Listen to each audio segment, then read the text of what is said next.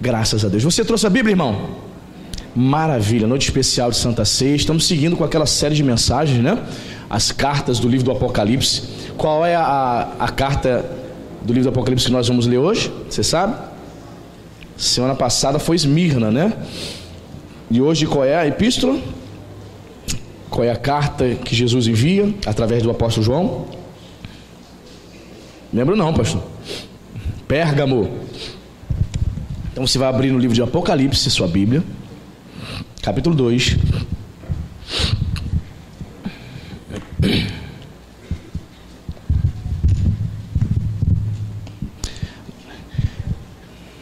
Sentados mesmos, gostaria de fazer essa leitura da palavra de Deus com os irmãos, capítulo 2, versículo 12 até o 17. Se você achou, diga amém. Diz a palavra de Deus: ao anjo da igreja em Pérgamo escreve: estas coisas diz aquele que tem a espada afiada de 2 gumes. Conheço o lugar em que habitas, onde está o trono de Satanás, e que conservas o meu nome, e não negaste a minha fé, ainda nos dias de Antipas, minha testemunha, meu fiel, o qual foi morto entre vós, onde Satanás habita. Tenho todavia contra ti algumas coisas, pois que tens aí os que sustentam a doutrina de Balaão, o qual ensinava a Balaque a armar ciladas diante dos filhos de Israel, para comerem coisas sacrificadas aos ídolos e praticarem a prostituição. Outro sim, também tu tens os que da mesma forma sustentam a doutrina dos nicolaítas. Portanto, arrepende-te, e se não, venho a ti sem demora, e contra eles pelejarei com a espada da minha boca. Quem tem ouvidos, ouça o que o Espírito diz às igrejas.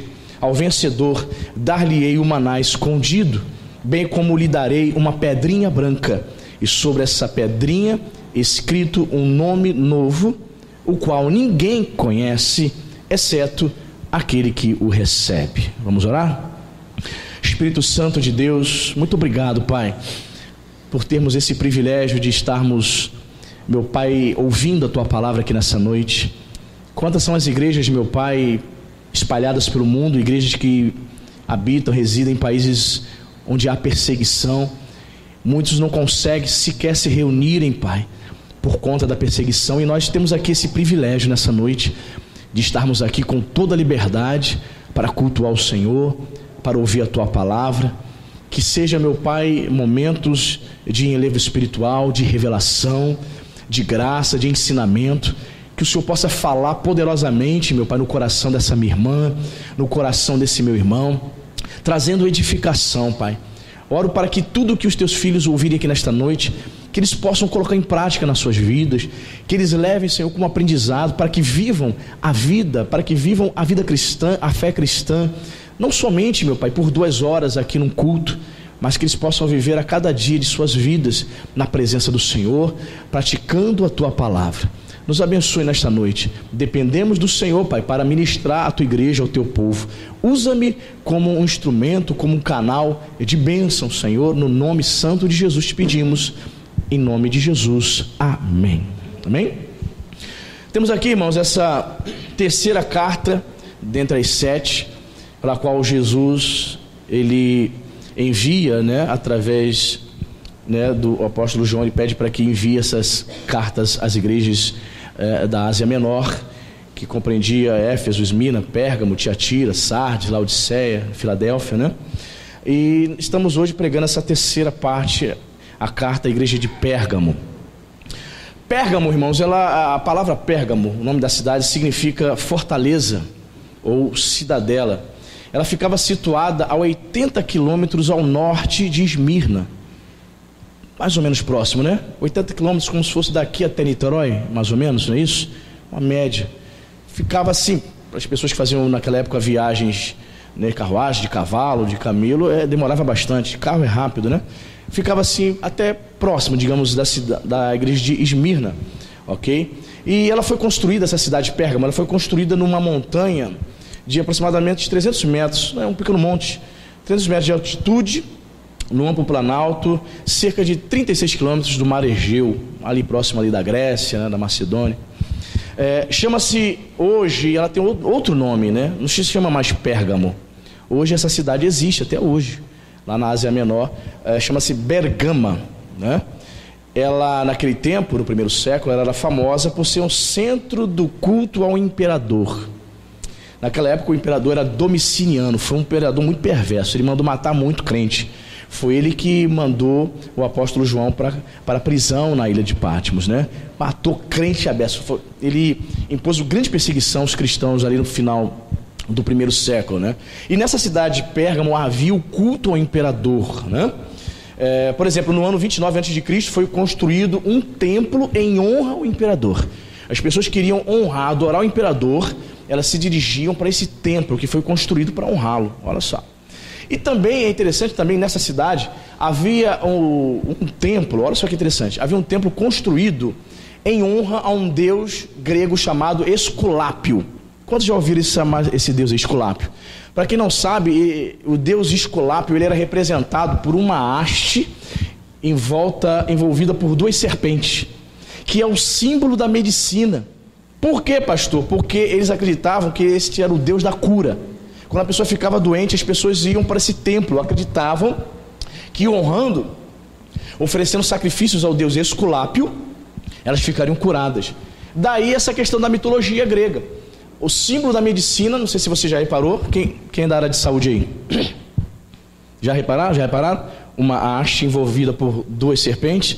Pois é uma honra ao deus que curava da mitologia grega, Esculápio. Então, era uma cidade extremamente pagã, vários adoradores de Esculápio, né? Esculápio em latim, no grego ele chamava-se Asclépio, né? E as pessoas adoravam ali essa entidade. Era uma cidade pagã, ok? Extremamente idólatra. Pois bem, a igreja estava lá. Por exemplo, Pérgamo, foi nessa cidade também, irmãos, que inventaram o pergaminho. Hoje nós temos o livro, né, de papel, não é isso? Mas naquela época era o quê? Pergaminho, se abria aqueles rolos. Foi nessa cidade que desenvolveram isso, uma cidade de Pérgamo, daí o nome Pergaminho, ok?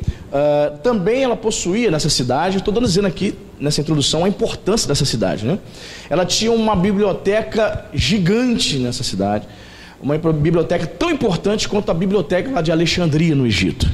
Ou seja, uma cidade de suma importância, mas assim como a maioria das cidades naquela época estavam entregues à idolatria. Pois bem, havia uma igreja ali que estava florescendo e Jesus mandou um recado para a igreja que estava ali. Vamos ver esse recado? Vamos lá. Versículo 2: ao anjo da igreja em Pérgamo escreve. Lembrando, anjo significa o pastor, né? Estas coisas diz aquele que tem a espada afiada de 2 gumes. Olha como Jesus se apresenta para o pastor de Pérgamo. Ele diz: eu tenho a espada afiada de 2 gumes. Espada na Bíblia é símbolo de quê, irmãos? Você sabe? Você que lê a Bíblia aberta? Não, irmão. A espada é símbolo da palavra de Deus, irmãos. Vamos lá, vamos repetir para a gente guardar no coração. Espada, repita comigo, espada é símbolo da palavra. Quem vai dizer isso é o próprio Paulo em Efésios capítulo 6, descrevendo a armadura de Deus, perfeito? A espada é símbolo da própria palavra. Então ele se apresenta como aquele que tem a espada afiada de 2 gumes. Indica aqui que o Senhor iria intervir naquela igreja, nos ímpios daquela igreja, por meio da palavra. O próprio apóstolo Pedro, irmãos, escrevendo sua epístola, sua primeira epístola, ele vai dizer que o julgamento começa na casa de Deus. Existem, irmãos, na igreja os santos. Você é santo, você é crente, amém, irmão? Os nascidos de novos. E existem os ímpios. Tem gente que fala assim: eu vou sair da igreja, pastor, por quê? Porque eu estou vendo um monte de coisa errada. Tem gente fazendo muita coisa errada na igreja, pastor. Eu estou vendo, o senhor nem está sabendo. Eu sei que tem. São os ímpios. Estão misturados. Você entende?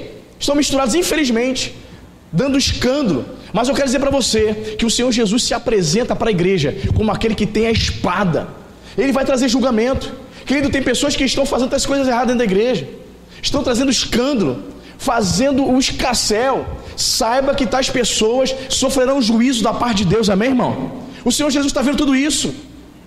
Traz escândalo, prejudica irmãos dentro da igreja. Então temos que ter muito cuidado, querido. Cuidado com aquela pessoa que se aproxima de você, dizendo que é crente, dizendo que é irmão. Muito cuidado. Observe. Não leva qualquer um para dentro da tua casa não, amém, querida? Não leva qualquer um não.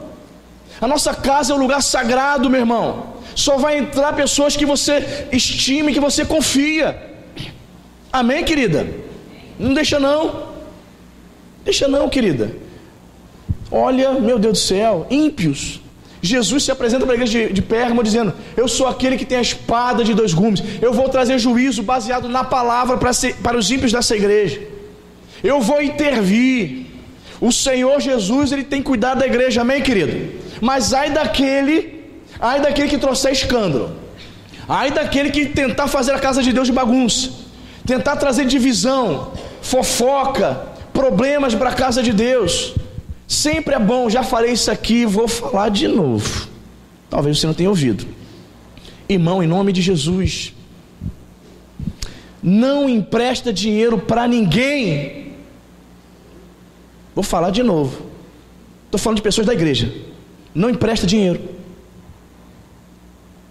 Já falei várias vezes aqui em 8 anos. Vou falar de novo. Não empresta dinheiro. Mas pastor, mas é uma gracinha, é legalzinha, é bonitinha. Não empresta dinheiro. Mas é muito, o papo dele, pastor, é maravilhoso. Não empresta dinheiro. Pastor, mas ele falou que vai pagar com juros. Não empresta dinheiro. Depois você vai ter problema. Aí não me procura não, irmão, porque eu estou avisando. Eu estou falando. Vai procurar para quê? Eu não vou pagar não.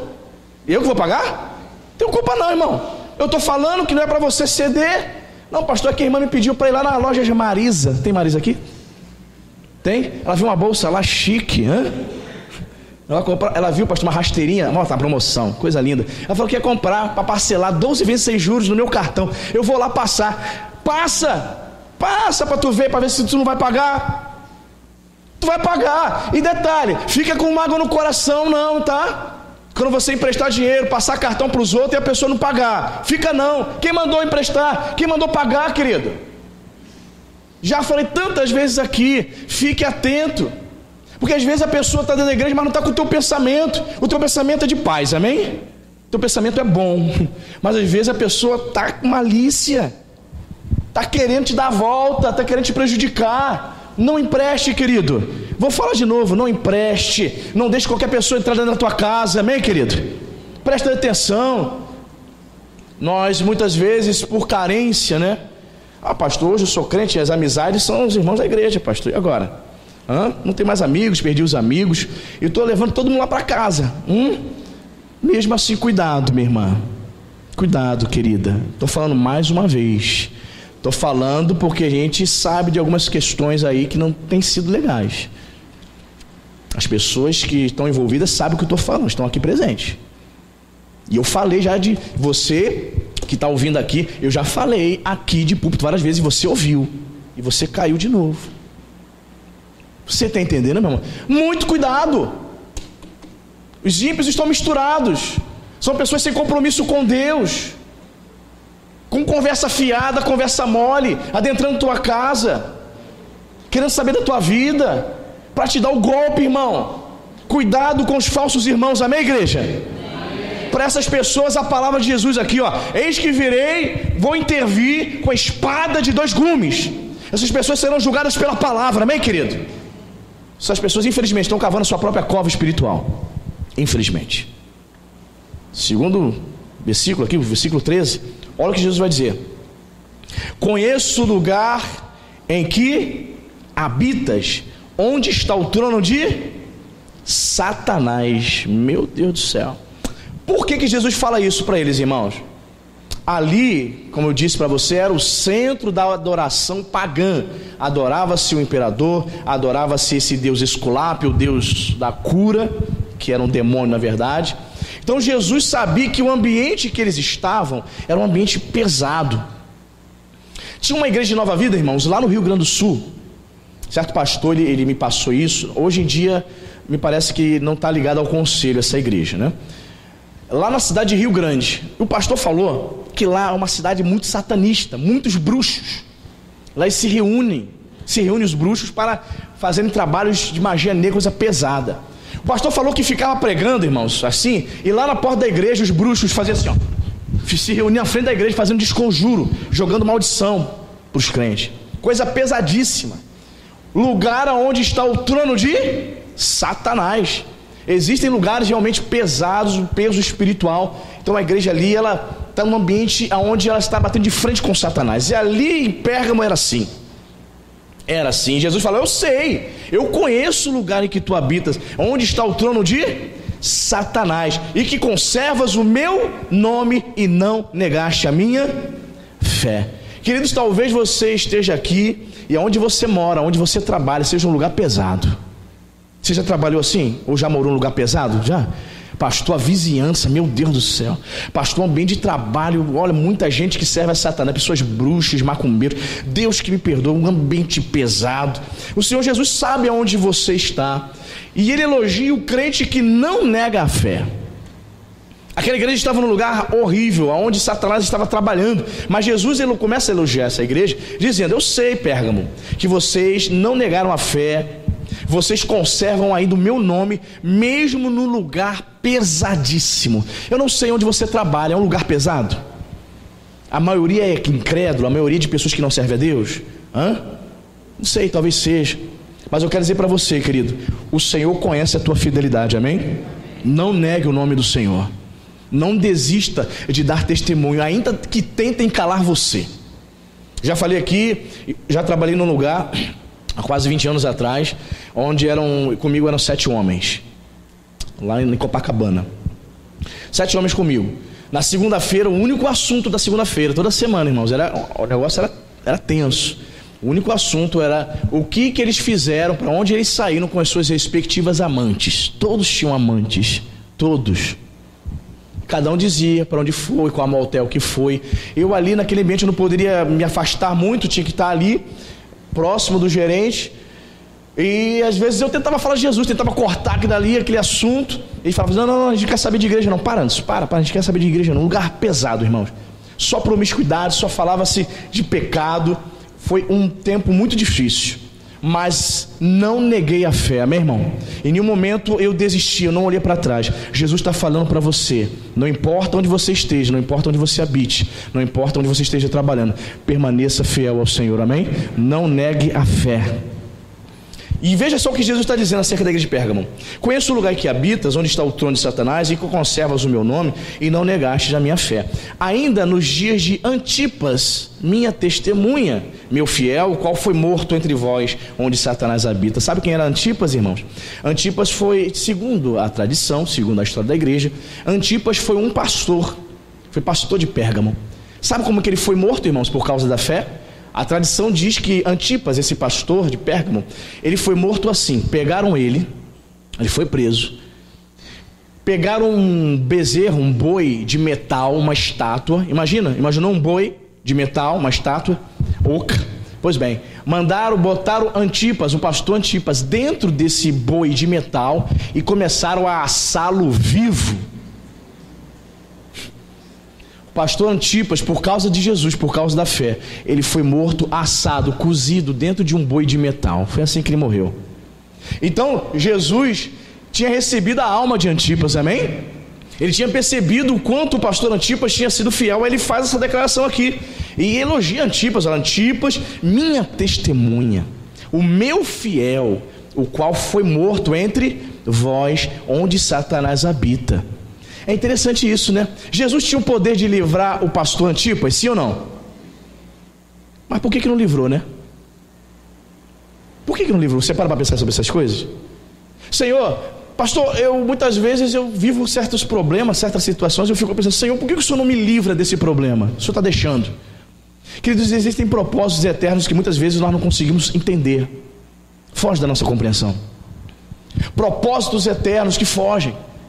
Antipas foi testemunha fiel. Quem sabe Antipas, o pastor, não ganhou muito mais almas com a morte dele se ele permanecesse vivo. Propósitos eternos que fogem da nossa compreensão. Foi morto, uma morte terrível, mas ele não negou a fé, amém, irmão? Existem pessoas que estão negando a fé por qualquer motivo, né? Tem vergonha de falar Jesus, na faculdade tem medo de dizer que é crente, tem medo de falar para Jesus, que para a família, Está vindo na igreja, mas não conta para o familiar, nem para os amigos ainda que está vindo na igreja, porque ele tem medo de perder a amizade. Se eu falar que eu estou vindo na igreja, vão achar que eu estou fanático, eu estou crente. Eu nem falo nada, pastor. Querido, seja uma testemunha de Jesus. Fale do amor de Cristo, amém, irmão? Ainda que você pague um preço. Qual foi o preço que Antipas pagou? Pagou com a própria vida. Você está disposto a pagar algum preço por causa de Jesus?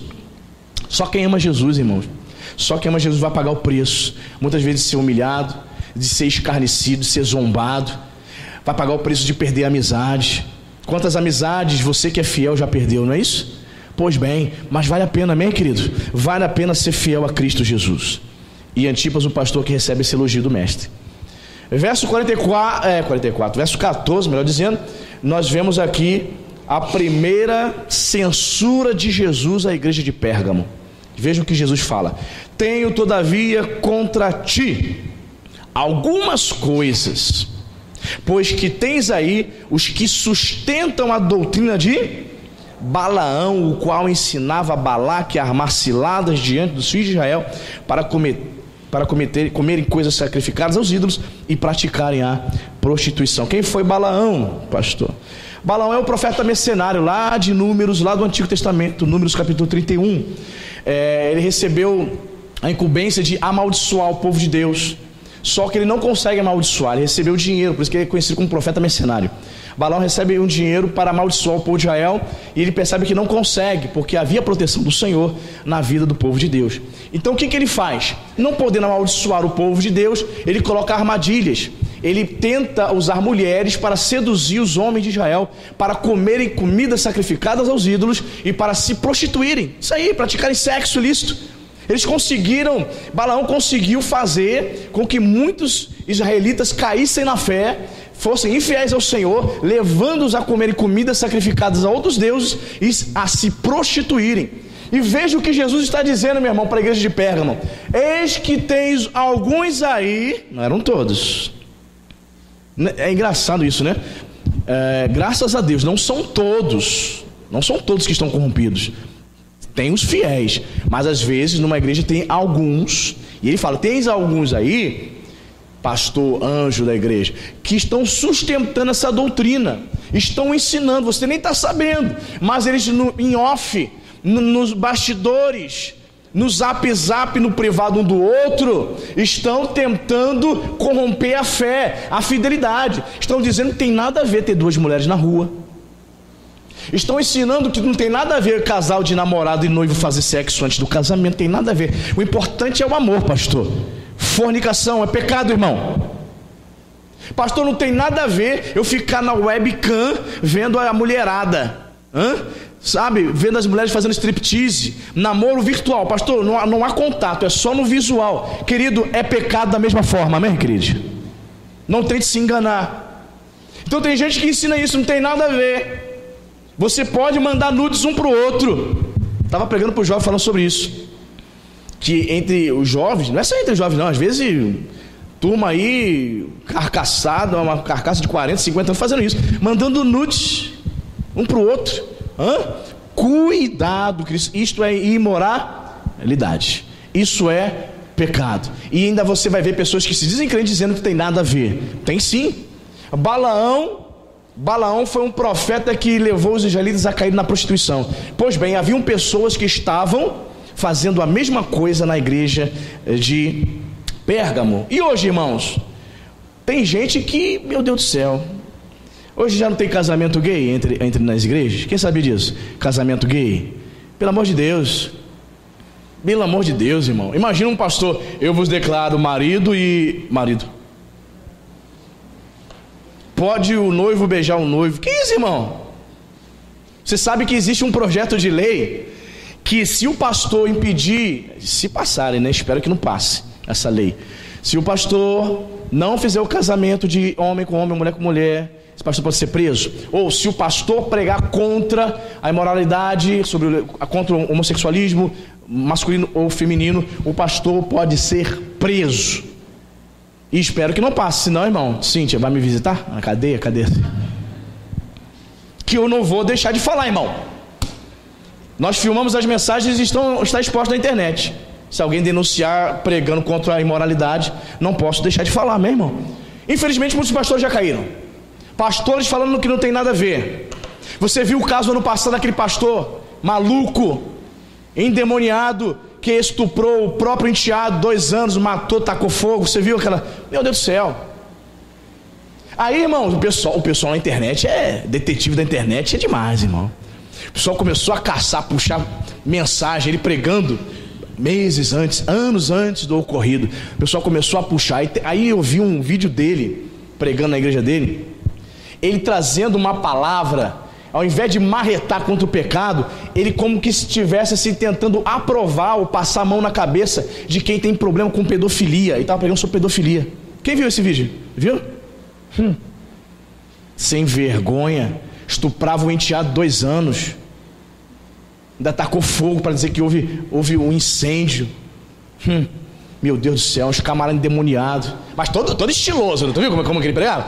Todo estiloso, essa pastorada aí, cheio de estilo, essa pastorada, ele nem usa mais terno, colorinho clerical, então vai dizer que é padre. Não é padre, nem usa mais. Todo moderninho, sapatênis, blusa 3/4, cabelo arrupiado, como diria minha mãe, cabelo todo arrepiado, tá. Essa galera da modernidade, é a igreja do século 21. Esse pessoal acho que não tem nada a ver. Por que ele estava trazendo uma mensagem amenizando a situação? Porque ele já abusava do enteado. Pastor que não prega contra o pecado tem que ficar de olho, irmão. Olha o que eu estou falando. Pastor que não prega contra imoralidade, contra adultério, tem que ficar de olho. Geralmente ele não prega sobre algo que ele está vivendo.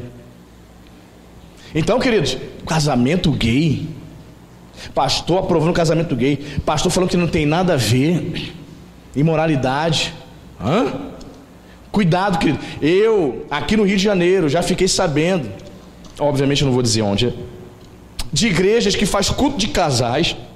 Vai vendo, culto de casal tem o que depois do culto de casal? Tem o comes e bebe, o salgadinho, não tem? Não tem, Andrezinho? Nem é casado, Andrezinho. Como é que tu sabe, Andrezinho? Tem salgadinho, tem refri, não é isso? Aí um pastor chegou para mim e falou assim: pastor Anderson, igreja tal, Deus que me perdoe, pastor. Fui chamado, esse pastor que falou comigo assim, eu fui na igreja tal, pastor Anderson, pediram a minha ajuda porque eu tinha um assaveiro. Então fala assim: pastor fulano, me ajuda lá a trazer as bebidas para o encontro de casais. Aí eu falei assim: pastor, eu fui com todo o coração, todo o carinho, né, para ceder meu carro, eu fui dirigir para eles, né, para levar. Pastor, quando eu cheguei lá na igreja, estou vendo só os irmãos trazendo Heineken, long neck. Aí ele falou assim: mas é para que isso aí, rapaz? Não, é por enquanto de casais, o negócio vai ficar quente. Eu falei: Jesus. Falei: irmão, encontro de casais cristãos regada a bebida alcoólica, o que vai dar nisso, querido? Que é isso? Que orgia que vai acontecer aí, irmão? Que imoralidade vai acontecer aí? Aí tu chega, o grupo jovem dessa igreja, o pessoal sai do culto jovem, sabe para onde eles vão? Vão pra boate, irmão, e tiram foto e postam no Facebook, sem problema nenhum, todo mundo na boate. Não é boate, não tô falando de gospel night não, boate mesmo, tipo Gigi. E todo mundo acha normal. Esse pastor falou: pastor, eu fui pregar nessa igreja. Aí o domingo à noite eu desci o sarrafo, falei sobre bebida alcoólica. Aí depois que acabou o culto, o pastor me chamou no canto e falou assim: ô pastor, não prega mais sobre essas coisas não, porque aqui todo mundo bebe. Todo mundo bebe aqui nessa igreja. Eu bebo pra caramba. No culto de casais, o pastor sai carregado pelos membros da igreja. Diácono, me ajuda aqui, diácono. Viva, aleluia, viva a vida, viva os casais. Irmãos, estou falando isso aqui é sério, tá? É no Rio de Janeiro. Estou falando na África, nos Estados Unidos, Rio de Janeiro. Pastores dizendo: eu bebo mesmo. Bebo, e se você não gosta, o problema é seu. O pastor fala de púlpito. Se você não gosta, vai embora, tô nem aí. Ou seja, só fica quem xaropa junto com ele, irmão. Torna. É a igreja contaminada pelos seguidores de Balaão. Infelizmente, irmãos, temos que tomar cuidado. Vai chegar o tempo que o pastor Anderson vai ser taxado de careta porque prega essas coisas. Está chegando, ou não chegou? Acho que está chegando, né, irmão? Vai chegar o tempo, quando você disser que é um crente conservador, que é um crente que ora, que lê a Bíblia, que é contra essas coisas, vai chegar o tempo que você vai ser taxado de ultrapassado, retrógrado. Cuidado, está chegando esse tempo. Outros crentes vão criticar você porque você quer ser fiel. Cuidado, irmãos, está chegando esse tempo. Amém, igreja? Versículo 15, Jesus nos diz: outro sim, também tu tens os que da mesma forma sustentam a doutrina dos Nicolaitas. Irmãos, quem seriam esses Nicolaitas? Refere-se à mesma doutrina de Balaão, já que Nicolau, o nome Nicolau no grego é o mesmo que Balaão no hebraico, certo? Significa, sabe o que? Devorador do povo ou conquistador do povo. Um nome bem sugestivo, né? Existe um pai da igreja chamado Irineu, que ele escreveu que esse Nicolau era um dos diáconos de Atos capítulo 6. Não tem a instituição dos primeiros diáconos lá em Atos 6? Esse Nicolau seria um dos diáconos que se desviou, que apostatou da fé e começou a seguir essa doutrina. Ou seja, os nicolaítas, eles substituíram a liberdade cristã pela licenciosidade. Eles misturaram a liberdade que Cristo nos dá para praticarem a libertinagem. Quem está entendendo isso? Um tempo muito difícil estamos vivendo, irmãos. Como falei na semana passada, igrejas pintadas de preto, rolando boate dentro da igreja, jovens saindo do culto, indo praticar imoralidade, indo para motel. Queridos, nós somos os remanescentes. Jesus está voltando, amém, queridos? Que você permaneça fiel, que você permaneça temendo ao Senhor, temente a Deus.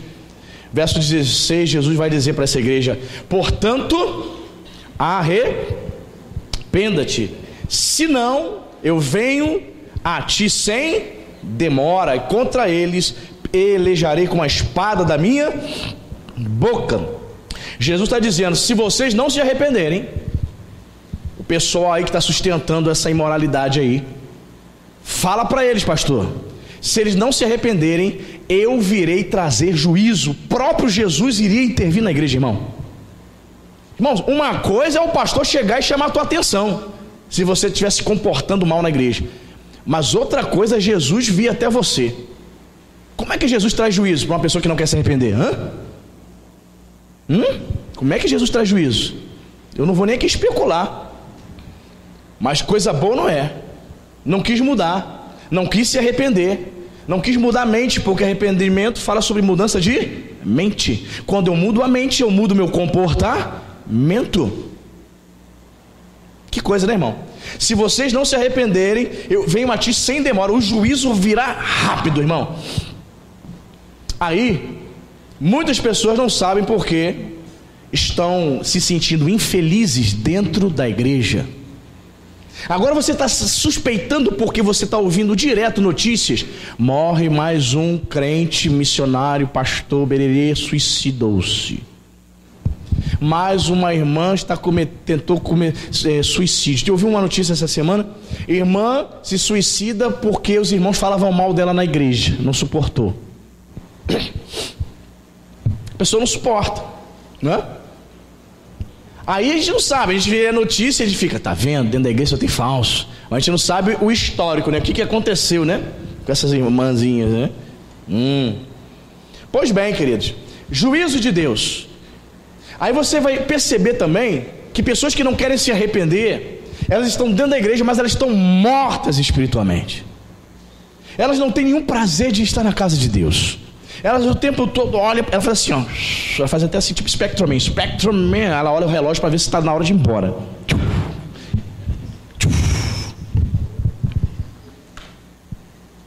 Você viu muito, né? Ultraman, Spectrum Man, né?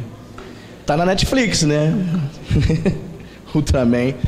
Todo mundo viu isso, né, cara? Você tem 40 anos, você viu.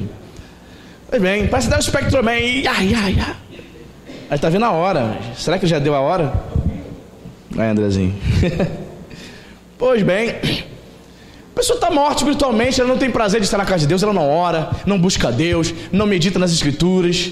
Uma hora de sermão para ela é o fim do mundo.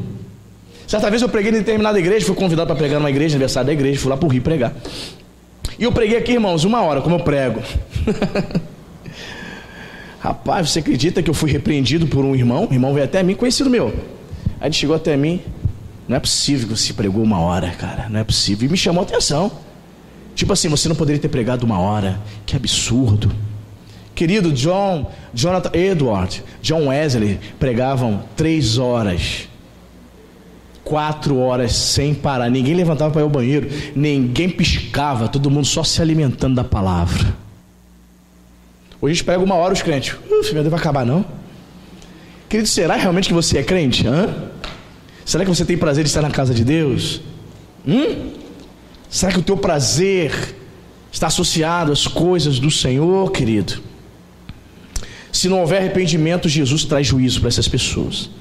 Verso 17, Jesus vai dizer: quem tem ouvidos, ouça o que o Espírito diz às igrejas. Ao vencedor, dar-lhe-ei do maná escondido. Vamos analisar o que significa isso, pastor. Lembre-se que Jesus, ele se refere a si mesmo lá no Evangelho de João como o maná que desceu do céu.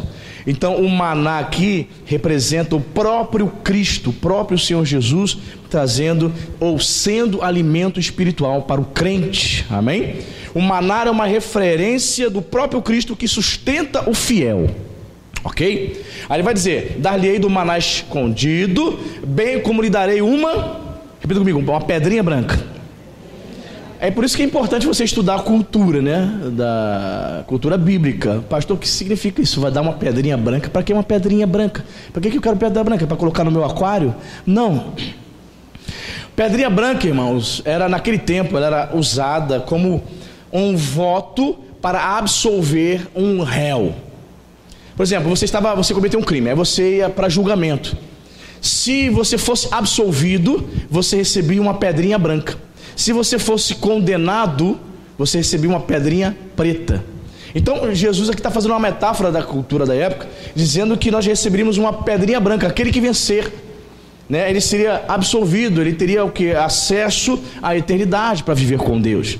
É interessante também que os atletas daquele tempo, quando eles participavam das Olimpíadas, eles, além de receber o vencedor, né, além de receber uma coroa de louros, alguns recebiam também uma pedrinha branca. E para que servia essa pedrinha branca, pastor? Servia para que ele tivesse acesso às festividades, às celebrações, na entrega de outros prêmios. Então, quando o atleta ganhava a corrida ou a luta, ele também recebia uma pedra branca. Ele chegava para participar das festividades, das celebrações, ele apresentava lá, aqui ó, eu fui um dos que ganhei a corrida e tal. Aí ele tinha acesso para entrar naquela celebridade, naquela festividade, ok? Então o que significa? Jesus dizendo que ao vencedor, ele vai receber uma pedrinha branca. Está dizendo que o crente fiel vai ter acesso à presença de Deus, ao reino dos céus. Amém, queridos? Que interessante, né? Diz mais, diz que sobre essa pedrinha escrito um nome novo. O que significa isso, pastor? O nome novo, irmão, dá um sentido de refere-se à natureza do cristão que é transformada. Um novo nome, né? Segundo aos Coríntios 5,17, Paulo vai dizer que aquele que está em Cristo Jesus é uma nova criatura. Então, se ele é uma nova criatura, a sua natureza foi transformada. Novo nome refere-se a isso. Não significa que o seu nome é José e lá no céu vai ser Gustavo. Não. Pastor, meu nome aqui é Maria das Dores, lá vai ser Maria da Conceição. Não é isso. É uma metáfora, irmãos, amém? A Bíblia é recheada de simbolismos, e quando você começa a estudar isso, a sua fé é edificada, você vai crescendo espiritualmente, amém? Então ele está dizendo, receberemos um novo nome, referindo-se à nossa natureza. Lá na eternidade você terá um corpo transformado, um corpo, repita comigo, glorificado. Semelhante ao corpo de Jesus, amém, irmão? Você não vai experimentar mais a morte, mais a dor, nem a doença, nem a velhice, amém, irmão? Estava falando hoje de manhã, queridos, eu gosto de fazer isso. Para mim é muito legal, eu acho legal. O que, pastor? É cortar grama com a máquina. Aí eu vim aqui para a igreja. Aí eu vim para a igreja de manhã, um calor, estava fazendo ontem, irmão. Aí eu comecei a cortar grama lá na frente. Aí tu faz aquele movimento, né? Né, com a máquina. Aí eu vim aqui para fora, aí vim para o pátio cortando, 2 horas ali cortando. Quando foi à noite, meu irmão, meu Deus, Aí eu percebi que a idade está chegando. Irmãos, começou a dar uma dor aqui, é coluna, né, irmão? Uma dor aqui do meio das costas, que vai descendo, que foi descendo até a planta dos pés. Eu falei, Cíntia, em nome de Jesus, cadê o bengué? Laís, vem fazer uma massagem em mim, em nome de Jesus. Olha que dor horrível. Pois bem, percebi que a idade está chegando. Querido, lá na eternidade, nós seremos transformados, não haverá mais dor, amém, irmão? Aquela dor na coluna, aquela dor, aquele esporão no pé, né, minha irmã? Aquilo ali vai acabar. Não vai ter, querida. Pastor, nem calvície. Não vai ter. Tu ri? Mas é verdade, irmão. Tudo que é dessa terra aqui, nosso corpo será transformado. Serão corpos glorificados. Aleluia por isso, amém? Um novo nome, o qual ninguém conhece, exceto aquele que o recebe. Bendito seja o nome do Senhor. Tudo isso vai acontecer com aquele que permanecer fiel ao vencedor. O perdedor não vai ganhar não, irmão. O perdedor não tem direito não. Aquele que não for fiel, aquele que desistir de crer, aquele que desanimar, não vai receber essas coisas não. Mas se você se arrepender, se você se voltar para o Senhor, grandes coisas aconteçam na sua vida. E sobretudo, o mais importante, você adentrará o reino dos céus. Você crê, irmão? Amém. Graças a Deus.